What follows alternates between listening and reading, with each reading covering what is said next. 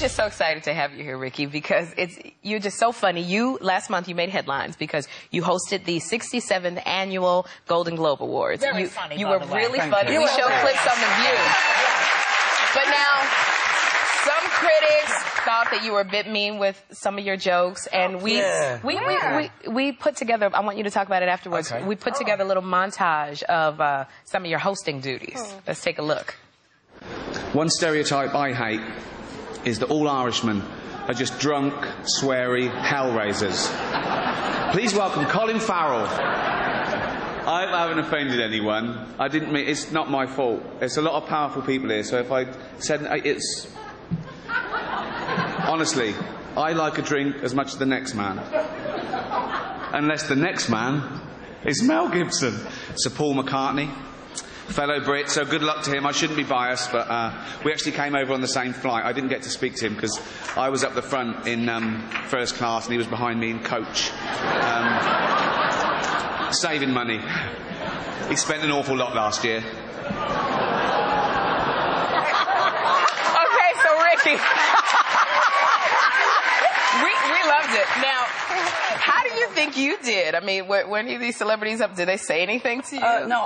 No, I tried to pitch it just right. I was never trying to be mean to them because, you know, what have they done wrong? You know, it was sort of like having fun with them, and they were cool with it. I was worried about the Paul McCartney one because he sort of went like that, but then he came backstage afterwards, and I said, "You're all right." He said, "I loved it, man," and he hugged me. It's a They're cool. Exactly. Right. The A-listers are fine. It's the B-listers you've got to be careful about. They're the ones that...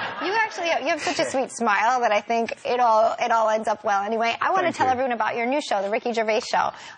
You and your writing partner and a friend actually created this animated series. Yeah. Can you tell us a little bit about it, and then I want to show everybody Well, it came about from real conversations, myself and Stephen Merchant, who I did The Office and Extras with, and our friend, Carl Pilkington, who is a little oddity. He's one of those friends that everyone's got that says stupid things, OK? He says things like...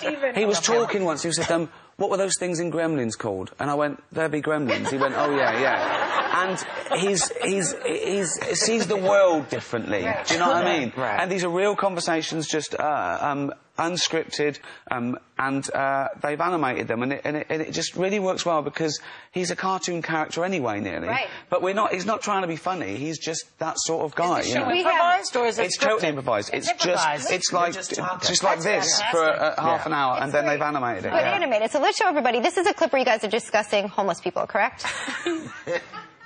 And yeah, but sort of mental homeless.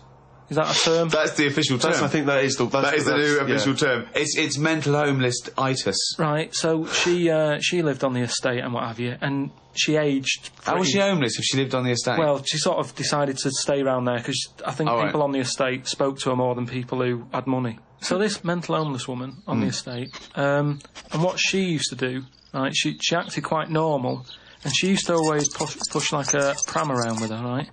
Everyone was like, she can't have a kid, can she? Right? And she was dead happy every day. She was up and down, walking up and down the road. Anyway, one day she sort of walked past, right? Turned round and looked in the pram. There's a bucket with a face on it.